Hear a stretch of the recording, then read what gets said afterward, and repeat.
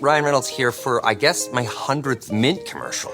No, don't. No. I mean, honestly, when I started this, I thought I only have to do like 4 of these. I mean, it's unlimited premium wireless for $15 a month. How are there still people paying 2 or 3 times that much? I'm sorry, I shouldn't be victim blaming here. Give it a try at mintmobile.com/save. Whenever you're ready. $45 upfront payment equivalent to $15 per month. New customers on first 3-month plan only. Taxes and fees extra. Speed slower above 40 gigabytes. See details. This episode is brought to you by Experian. Are you paying for subscriptions you don't use, but can't find the time or energy to cancel them? Experian could cancel unwanted subscriptions for you, saving you an average of $270 per year. And plenty of time. Download the Experian app. Results will vary. Not all subscriptions are eligible. Savings are not guaranteed. Paid membership with connected payment account required. A gentleman's club that secretly runs the world? Follow me down the rabbit hole about Bohemian Grove.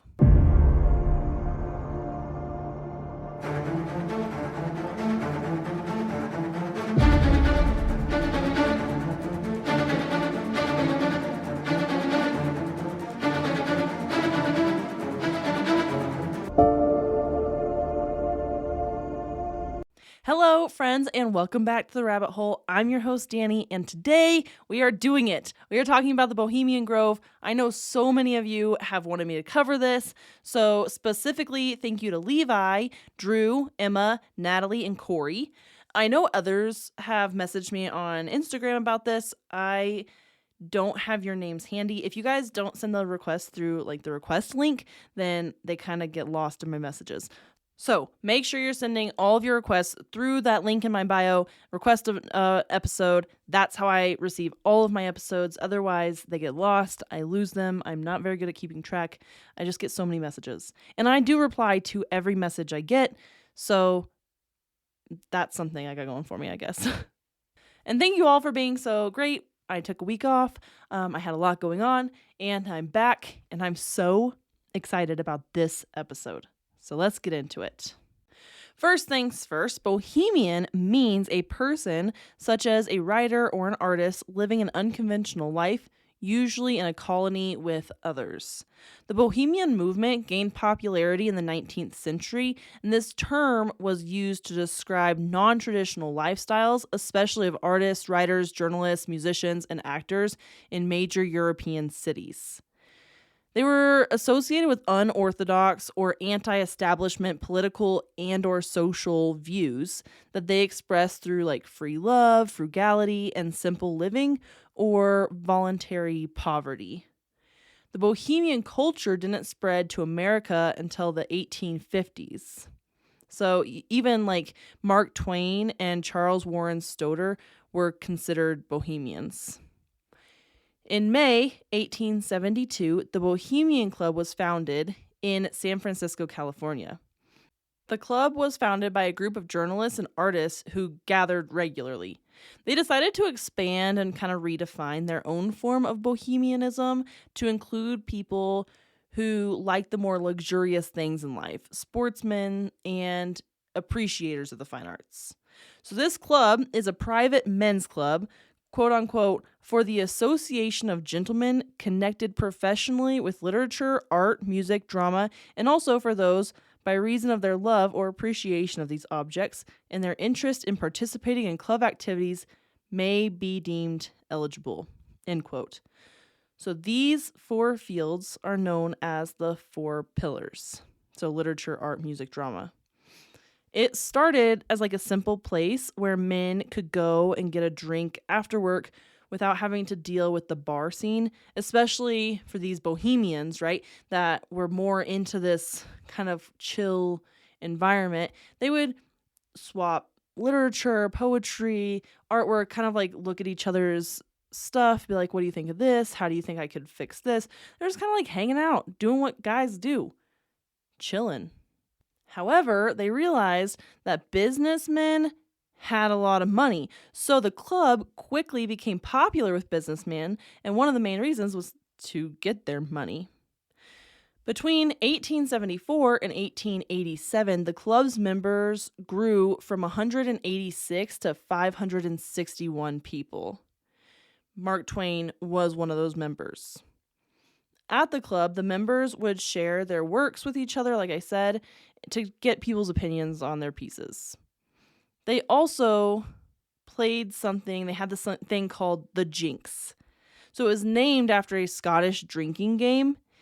The game worked like this. You would basically like roll a die, and if you didn't score well, and I'm not sure if like a higher or a lower number were bad scores, you would either have to take a shot or perform an embarrassing act.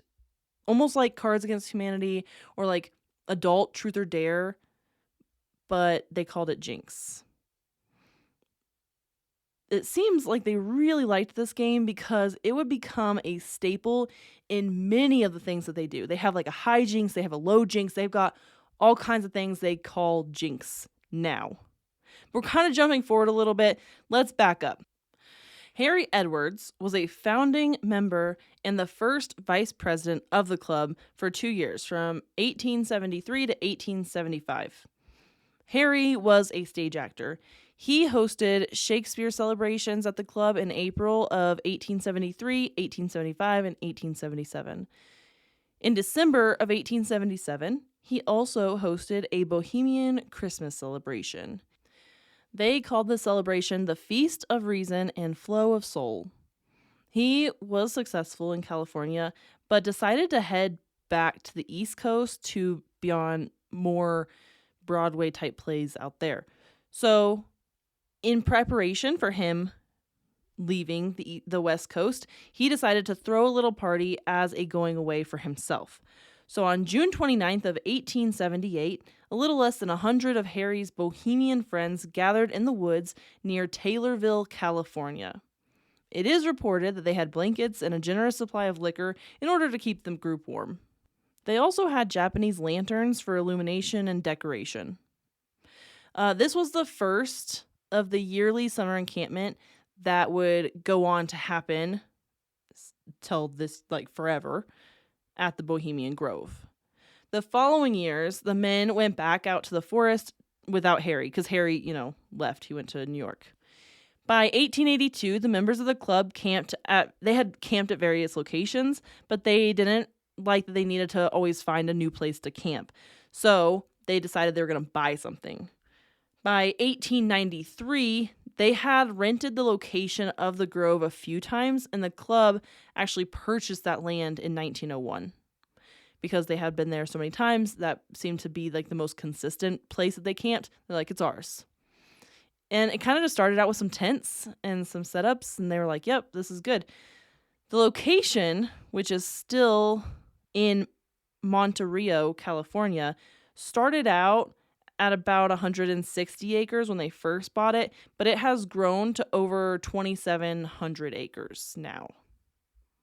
So it is located within the redwood trees and has access to the Russian River.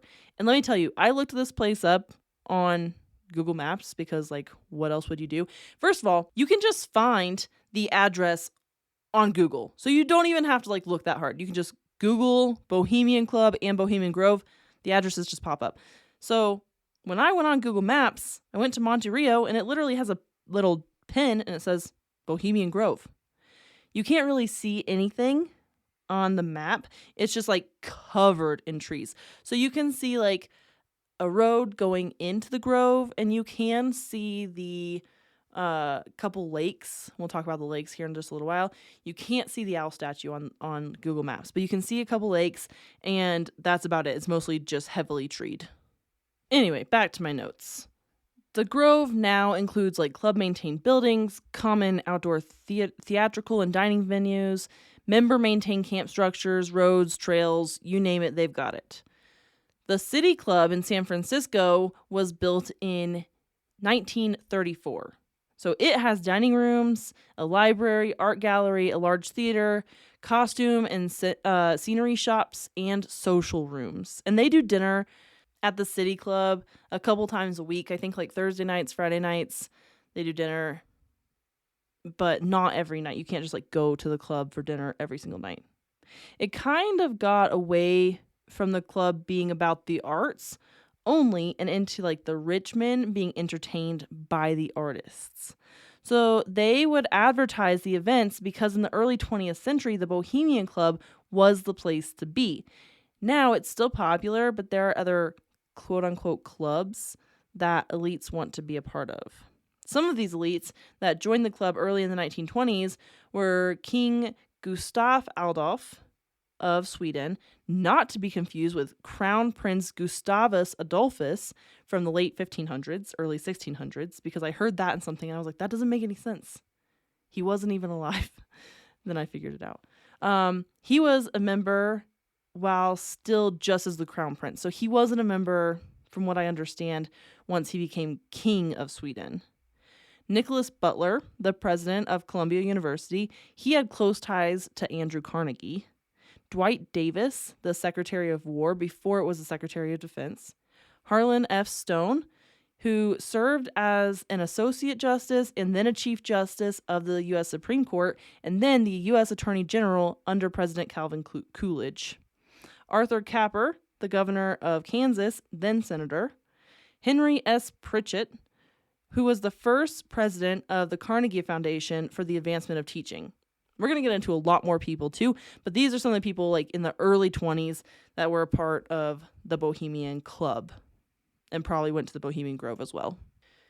Up until 1932, they were publishing lengthy lists of guests and programs and everything that they were doing at the club, and then all of a sudden they went like super silent. So from 1933 to 1935, they didn't really publish or share hardly anything. They omitted names and just had summaries of the programs that they had going on. It's interesting. There's a couple things interesting about this. So first things first, Adolf Hitler became chancellor in 1933. So my question was like, did he visit the club and they didn't want anybody to know? Maybe they went back and took all those things out, but I think that that's not the case. They may have been keeping everything quiet because they spent $34 million, what is now $34 million, on a new clubhouse in 1934 in San Francisco, and that's right in the middle of the Great Depression. And because people of San Francisco really knew about this club, that would have been a really, really bad look for the club to be like, haha, you guys are all starving. We just built a $34 million clubhouse.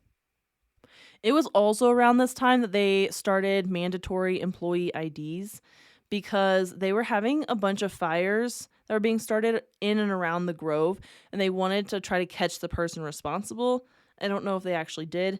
Those fires didn't stop. People have been lighting the Bohemian Grove on fire forever, I feel like, in protest or what else. In 1936, they started publishing all the people and programs yet again. However, by the 1950s, the secrecy became standard practice. They kind of like stopped. You don't need to know who's here. You don't need to know what we're doing. Because everybody that wanted to be a part of the club or that they wanted to be a part of the club was already there. And if they weren't there, they would be invited. So they no longer needed to attract more people. People were just flocking to this club now.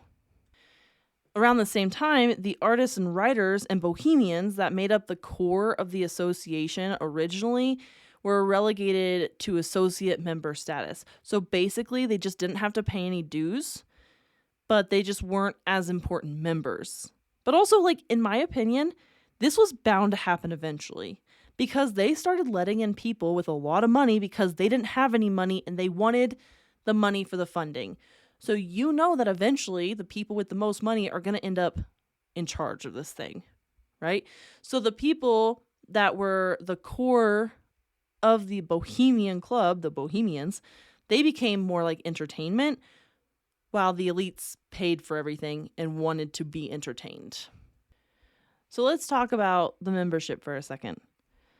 The club is social in nature and the focus on the fine and performing arts and literature. So they are registered as a social club. So they're a 501c7, which is tax exempt because they're just a social club and all the money that they incur goes back to the club. I wonder if motorcycle gangs register as a 501c7. Anyway, my brain. All eligible members must be male, at least 21 years of age, and they must have a talent, interest, or be a patron of the arts. Race, religion, national ancestry, sexual orientation, and physical handicaps do not restrict your membership. They do strongly, and I mean very strongly, encourage all members to participate in the activities of the club. And this is on their website like 5 times, I feel like. I read it so many times. They're like, you have to participate. Like, we really suggest you participate. The club has weekly productions, written, produced, and performed almost entirely by members. And that's at their city club. They also host monthly art exhibitions, classical music recitals, lectures, and readings of the works of well-known and emerging authors. They have a 90-piece symphony orchestra, a 75-piece concert band, a 140-voice chorus, an 18-piece jazz band, and other smaller groups. And if none of these fit for a member, the members can be like a stagehand as participation, and sometimes you can just enjoy the show. Outside of the city, at the Bohemian Grove, they can perform at the outdoor theater venues. They host the 4 Pillars focused events there as well. One of the events hosted at the annual encampment is called the Low Jinks, and it is one of the most in-depth plays they put on throughout the year, and it costs the most money, typically around $100,000. Currently, they have 2,600 active members and a large wait list. From what I have read, I've read things all over the place, from like 15-year wait list to 33-year wait list. They have a wait list forever. Women are not allowed to be members, but they do have certain events throughout the year where women can come as guests. So you can like bring your wife or your mistress. We're going to get into some of the people that are active members of the Grove, of the club, and you'll understand why I say that. But of course, money plays a huge role in membership. As of 2009, joining the club was an initial fee of $25,000, and that's just to get started. That doesn't even include the monthly fees. But outside of the money, you must be recommended by members of the club. And you don't just need one recommendation. You need multiple recommendations to join the club. It's crazy. This is like a super, super tight club. All the employees of the club, whether at the city location or at the Grove, are required to sign an NDA. They have had a lot of people that were actually reporters sign up to or get hired on as wait staff, and then we'll get into this a lot later. I have this in my notes later on, but they try to run stories about what's going on with Grove. So they're like, yep, everyone's signing an NDA. That way they can take legal action against these people if they do some nefarious things, especially because there was a lot of employees that were like stealing like programs and pamphlets that were at the Grove to give to other people that were activists. So they're trying to prevent that as much as possible. One rule that they have is, quote unquote, weaving spiders come not here, which basically means there's no business done at the club, which I think like nobody adheres to that rule. I think everyone's doing business at the club all the time, but there's one notable exception to this rule. So outside of the 2-week encampment at the Grove, the members can use the Grove for like camping whenever they want to. So all they have to do is be like, hey, I want to be there at this time with this many guests, and they can go to the Grove whenever. In September of 1942, the Grove was reserved for a business meeting. This meeting was about the Manhattan Project. Ernest Lawrence, J. Robert Oppenheimer, Dr. Edward Teller, the S1 Executive Committee heads, presidents of Harvard, Yale, and Princeton, and representatives of Standard Oil and General Electric were all in attendance of this meeting. The groundwork for the Manhattan Project was laid that fall at the Bohemian Grove. Even though this was a slight breach of the rules, the members take great pride in this event, and they often tell the story to new attendees. And this might be because this was one of the first times that the club realized just how much they could impact the world, they could change the world, just what they could do with their club and with the Bohemian Grove. In 1952, Gus Schneider published a cartoon map of the Grove, kind of like a Disney World map. Think of like when you go to Disney World, it has all the attractions, like here's the Dumbo ride. Same kind of situation you got going on, but it was a map of the Grove and all the campsites and all the things. So this map was 2 pictorial maps showing the principal roads, trails, people, animals, club structures, campgrounds, recreational activities, and so on. And they have an option for a printout of this map on this website that I found it, and boy, do I want it. So if anybody wants to send me a gift, my birthday's in a couple months, and man, I want to put that on my wall. What a good thing for my studio. I feel like the Bohemian Grove map could be the first, like, conspiracy theory thing I put on these walls. Anyway, that's not the point. So this map shows the commissary is just before the main gate, and just on the inside of the Grove, like, main gate is like service quarters. You got baggage there. What I assume is on like the north side of the street, and then you have a big parking area on the south side. In the same area, there's like a register office, the Grove Keeper's residence. Just down the way, they have a firehouse, a hospital, a barber, several office buildings. Some of the camps that are pretty noteworthy are Hillbillies, Mandalay, Caveman, Stowaway, Uplifters, Owl's Nest, Hideaway, Lost Angels, Silverado Squatters, and Hillside. Just to name a couple. They have like 119 or something camps now. So that's just a few of them, but these are like some of the most noteworthy camps.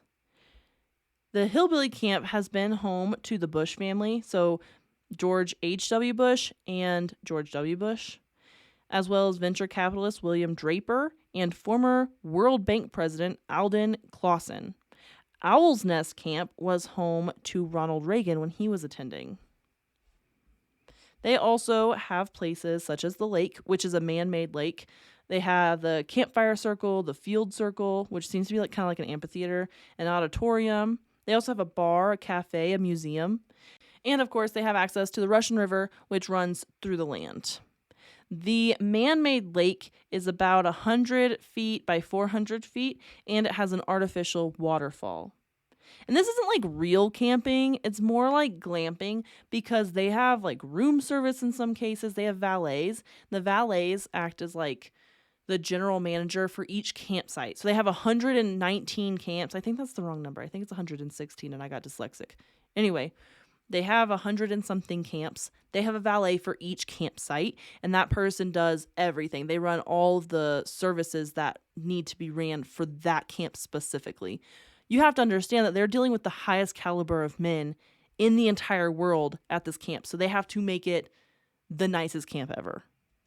On that note, they don't have to like walk around the camp because 2,700 acres. There are shuttles to just take you wherever. Plus, most of the time, they're all drinking heavily. Like, if you're not drinking heavily, you're not at the Bohemian Grove. So I don't know if they could even find their way back to their camps if there wasn't a shuttle. And though the Grove is open to members year-round, the principal activities take place at the annual 2-week midsummer encampment. This usually takes place in July. During this encampment, it always starts off with the ceremony, the cremation of care. According to the Bohemian Club website, this production is a 100-plus year tradition musical drama celebrating members' brief but welcome midsummer escape from life's cares. This ceremony starts with a parade of men dressed in like red hooded robes, with some of them carrying torches and some of them carrying like a wooden coffin with a wooden skeleton inside named Care. Although I hear that they have upgraded the wooden skeleton, now it's a metal skeleton just like wrapped in paper. They parade through the camp until they make their way to the side of the lake. At the lakeside, there is a massive 30 to 40 foot cement owl. An owl typically represents wisdom, but it's also interesting how many secret societies use the owl as a symbol, such as the Illuminati, the Freemasons, the Order of Owls, and so many more.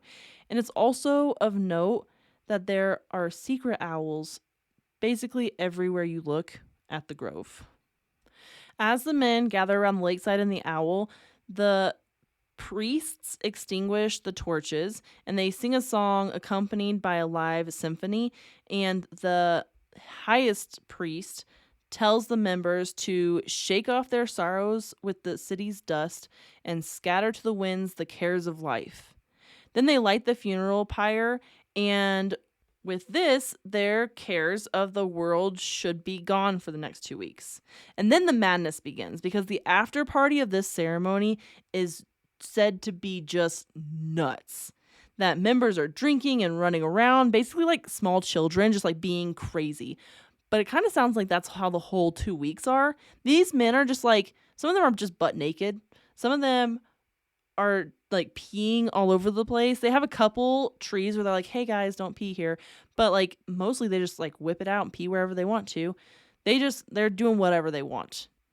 But this ritual is really, really strange. This is where a lot of the strange things start at the Bohemian Grove. This might be a pagan ritual. So paganism describes a group of contemporary religions based on a reverence for nature. So think Wiccans, Druids, shamans, Satanists are in this category as well, and so many more. Kind of like if a religion doesn't fit into like a world religion, then it gets labeled as pagan. But there are some really specific things that we kind of hit on here. So because paganism is typically centered around nature, it's really interesting that at the Grove, they're just like centered in the middle of nature. They're surrounded by redwood forest. They are performing the ceremony in front of an owl. So Christian churches saw owls as a symbol of evil, linking them to Satan. Owl symbolism is linked to death, ruin, and destruction in many Eastern Hemisphere countries. And they are worshiping this like false idol in this owl.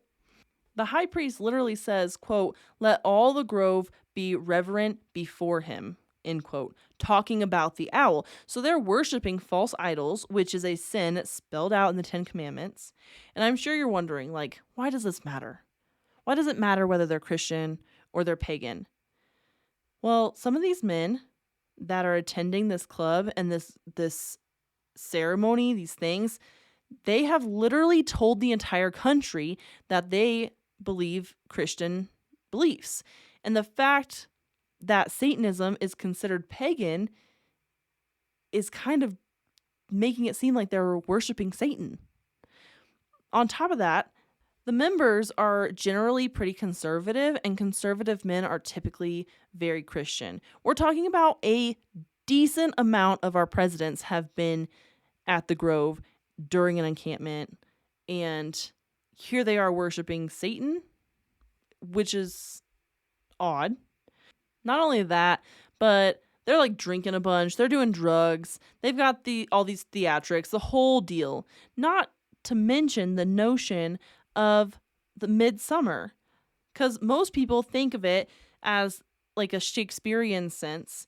But in paganism, ritual celebrations of the summer solstice are very, very popular.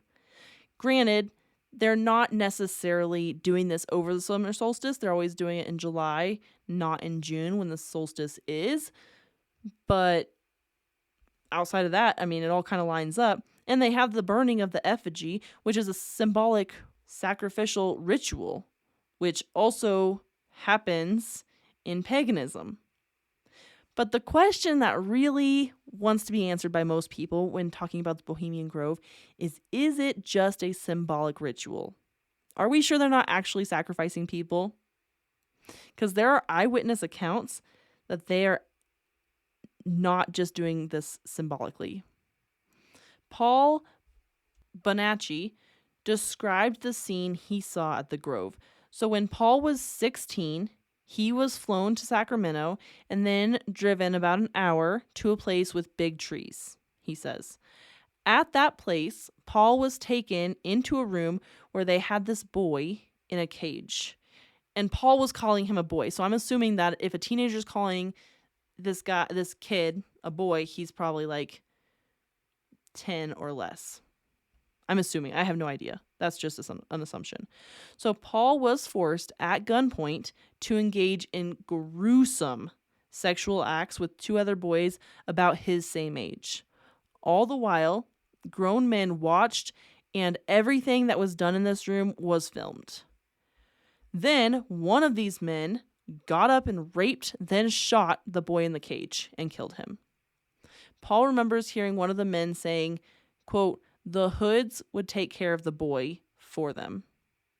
The men with the hoods were apparently like a satanic group and planned to use the body of the boy for a ritual later that evening.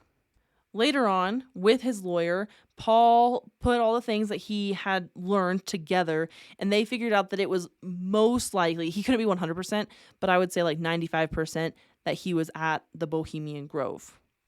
But this information was never used against the Bohemian Club. I don't think it was enough information, or maybe the club is so well connected that they could put a stop to an investigation into them. This and other odd things that happened at the Grove seemed to be a way to kind of gather blackmail over prominent people, especially because they're recording these things. You don't record pedophilia if you're not going to use it as blackmail in the future. Like, you don't want people to know this, especially if things like this getting out could literally ruin your entire life. As Alex Jones, yeah, you heard that right, of InfoWars, put it, if you want to be a part of the New World Order, you need to do this thing that could ruin your life if it got out in order to be a part of it. Now, the New World Order has a complete control over the people that are in the organization, and they completely run the world. So the people that are in the organization can never leave. But I'm sure you're wondering, okay, but like, who are the people that are members of the Bohemian Grove? Well, I've got a whole list for you. Are you ready? As many of you can imagine, researching conspiracy theories every day can cause some uneasiness in my life. On top of that, my military career left me with some emotional scars. Whether you're dealing with the daily grind or just need to unwind after a long day, Calm with Kava helps you escape the chaos and find your inner peace.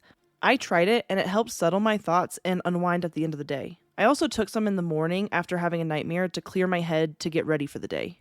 Kava, a traditional Polynesian root, has been known for centuries for its calming properties. And now, Calm with Kava brings this ancient secret to you in a delicious, ready-to-drink form. Made with natural ingredients, you know you'll be getting a pure and authentic experience. What's cool is it comes in a variety of flavors and it's non-alcoholic, so you can enjoy it anytime throughout the day. And Calm with Kava's starter kit is there to help listeners who want a bit of a guide to using it find their footing and feel comfortable. Visit calmwithkava.com/podcast and discover a range of flavors designed to soothe your mind and body. Use promo code RABBITHOLE10 at checkout for a special discount on your first order. That's KALM with KAVA.com/podcast and use code RABBITHOLE10 for your first Calm with Kava purchase. Let's talk about just the presidents of the United States for a second. Our 19th president, Rutherford Hayes, Chester Arthur, the 21st president, Grover Cleveland, who was the 22nd and 24th president, Benjamin Harrison, who was the 23rd president, William McKinley, the 25th president, Theodore Roosevelt, the 26th president, William Howard Taft, the 27th president, Warren G. Harding, the 29th president, Calvin Coolidge, the 30th president, Herbert Hoover, who was an honorary member, but he was our 31st president, Harry Truman, the 33rd president, Dwight D. Eisenhower, who was an honorary member, Richard Nixon, who was also an honorary member, Gerald Ford, Ronald Reagan, George H.W. Bush, and George W. Bush. There is too many sources that kind of go back and forth on whether Bill Clinton was a member of the Bohemian Grove or not. But just because other presidents are not listed on the Bohemian Grove members list doesn't mean that they haven't messed up and done something somewhere else, because we know that Bill Clinton has visited Epstein's Island. So that doesn't mean that he never went to the Bohemian Grove. I just didn't want to fully include him because there's too many conflicting things on the internet. There are theories that the Republican candidate is selected at the Grove. Not sure if it's during the midsummer encampment or if it's during another time of the year, but that's kind of how it is said that the Republican committee selects their future president. And we have some evidence about that, and we'll get into that in a little while. But with all of this, there is rumor that Donald Trump has never been invited to join the club. And I'm not sure if it's because they don't want him or he doesn't want to join the club or if the wait list is just too long or what. I have a feeling that it's because he's not actually a politician and they never really wanted him to be the president. But here we are. Allegedly, Donald Trump has never been a member of the Bohemian Club or been to Bohemian Grove. But there are also so many other prominent people that have been members. Dick Cheney, the vice president to George W. Bush, Clint Eastwood, the actor, Michael Stone, who was a former Army secretary, Adolph Spreckels, who was a major figure in the sugar industry, which, what a conspiracy. We could just go down that rabbit hole. I almost lost my mind just, connecting all the people. Henry Kissinger, who's the Secretary of State, William Randolph Hearst of the Hearst Communications, which acquired the New York Journal along with 28 other newspapers. So this huge media conglomerate. Still one of the largest privately held media conglomerates to this day. And he was also a member of Congress.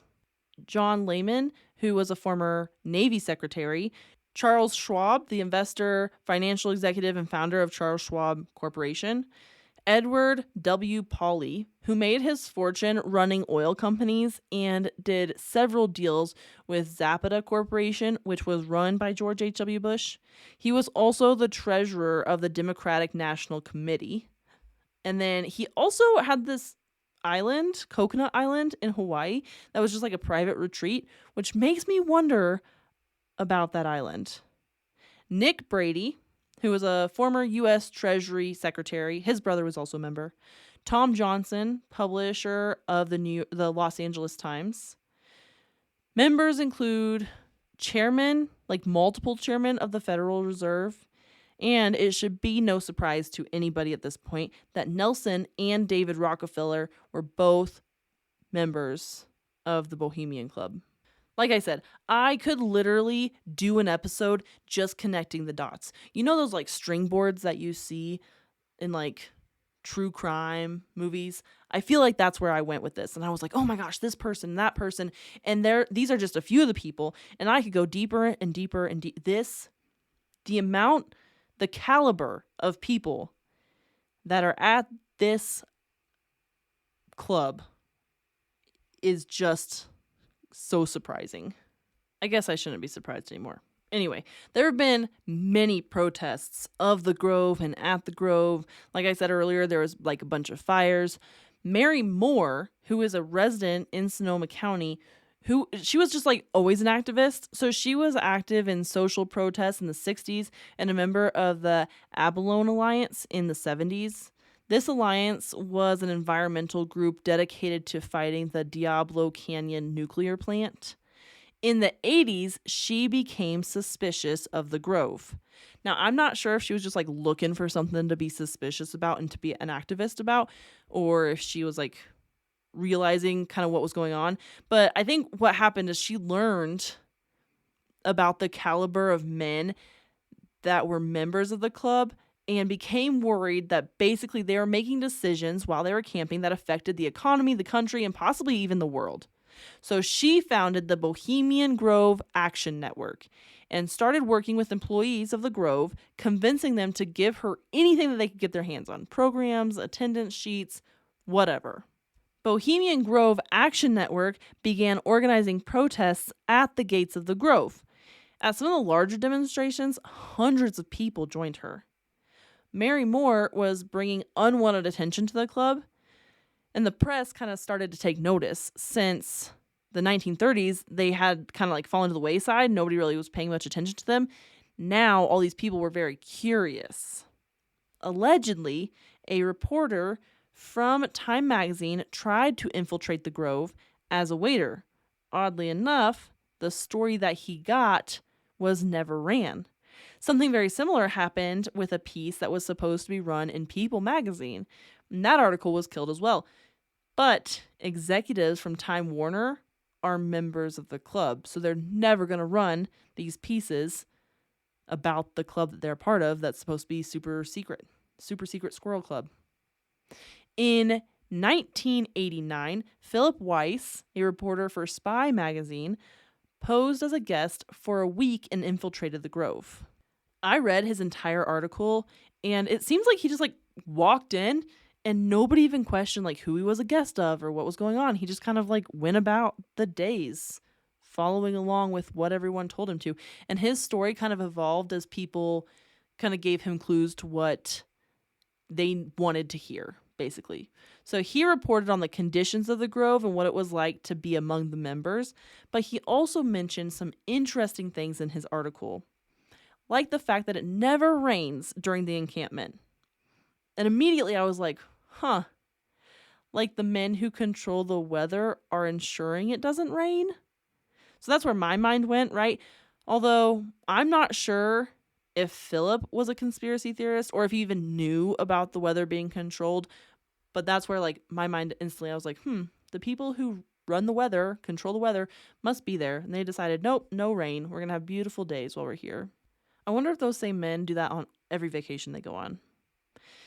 But there was also very heavy homosexual undertones. It was written about the Grove, quote, "Men can decently love each other. They always have, but women never quite understand." And even Nixon said how it's a very faggy time. That's the word that he used. It was a different time. Please don't give me a bad review because I said the word faggy. Philip also talked about how much influence these men had over everything. So it seems that Mary Moore's concerns weren't too far-fetched. General John Chain gave a speech about needing B-2 bombers, and that year it was funded. So about $22 billion was spent on the program at the time.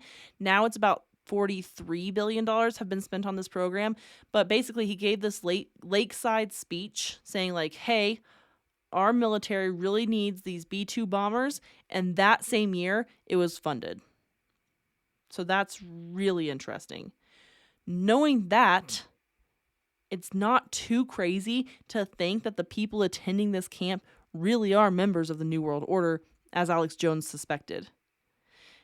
Like the speeches given there can literally change the world.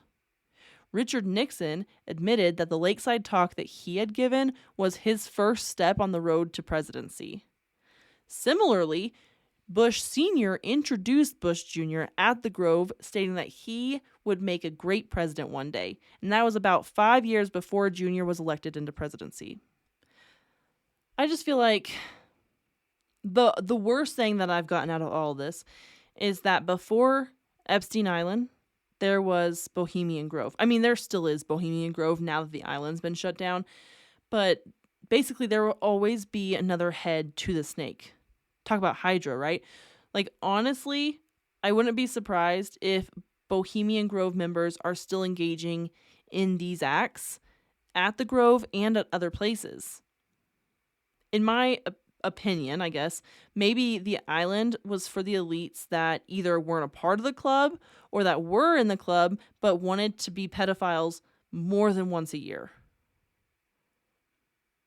I have a lot more questions and concerns, but the Grove loves secrecy, and they have gone through great lengths to keep everything a secret. I mean, they have executives and owners of all these media conglomerates, so they basically run what goes out on the media, right? They have presidents, they have military, they've got everybody that you could ever need in their pocket right there. Because they have been infiltrated so many times and so many of their staff have kind of betrayed them, now they have the NDAs, but they also have cameras just everywhere, all along the edge of the Grove. I don't think that they are recording inside the Grove. I don't think they want people to ever be able to hack in and get their hands on those. They have cameras all along the perimeter, and they have a fence all along the perimeter. That way less people can get in, because I mean, they were infiltrated in the 80s, the 90s, and the early 2000s. So since that, they're like, yeah, we're adding security measures. They have security, but it seems like it was pretty lax back then. I'm sure it's much, much more in depth now. But there you have it, folks. The Bohemian Grove is just as awful as I thought it would be. And I promise that there are so many connected people at that place. It's almost scary. And yes, they like dress it up as this like beautiful theatrical thing where the guys are just here to let loose and get rid of their cares, right? We're literally like lighting our cares on fire. Well, yes, but, right? Like you're getting rid of all of your cares, but you're also determining what's going to happen with the world and with the country for the next year. Like this is where you all get together to figure it out, and you like decorate it as this like drinking fest where you just like put on plays and have singing fits, and I don't know what they're doing, but they're doing some weird shit out there. Anyway, until next week, my friends, stay skeptical and I'll see you all then. Hey friends, The Rabbit Hole is an independent podcast with everything you hear done by me, Danny Mercy. I appreciate all of your support. Please rate and review wherever you're listening. If you want to follow us on Instagram, it's at rabbit.holepodcast. And thank you, Zakar Balaha, for our awesome intro.